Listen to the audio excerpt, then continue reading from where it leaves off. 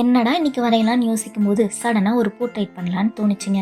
So கிரிட்டெல்லாம் வரைஞ்சி நீடர் eraser வச்சு கிரிட்டை கொஞ்சம் லைட் பண்ணிக்கிறேன்.